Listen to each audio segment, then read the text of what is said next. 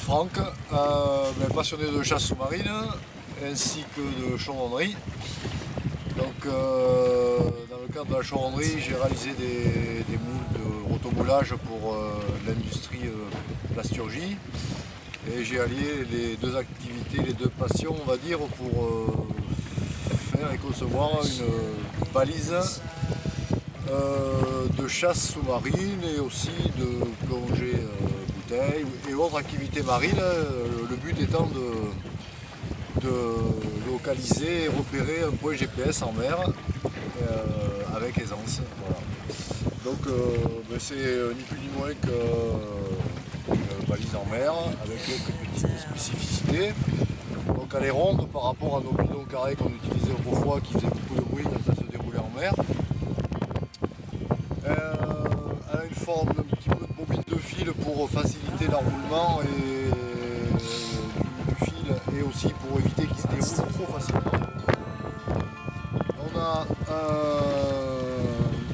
un attache, on a un ergot pour faciliter l'enroulement au démarrage, pour faciliter l'accroche.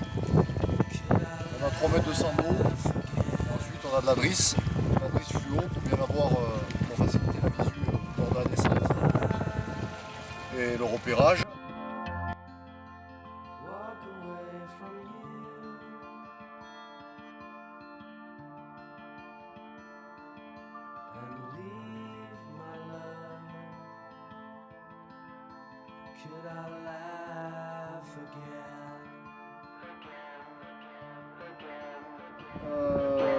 On a une poignée pour la rattraper lorsqu'on va se déplacer ou quand on va se déplacer en mer, ce sera plus facile de la rattraper.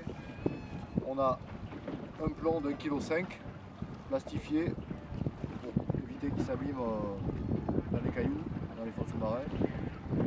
Et puis on a le logement de ce plomb pour faciliter pareil le maniement. Donc une fois debout, on n'a qu'un seul accessoire en main. On a rajouté un petit accessoire, un petit sando pour clipper, pour coincer le fil, pour éviter qu'il se déroule. Voilà, comme ça on peut se promener, tout est en main, tout c'est un seul paquet. On a un petit trou ici pour mettre un fanion, mais ça sera l'option un peu plus tard.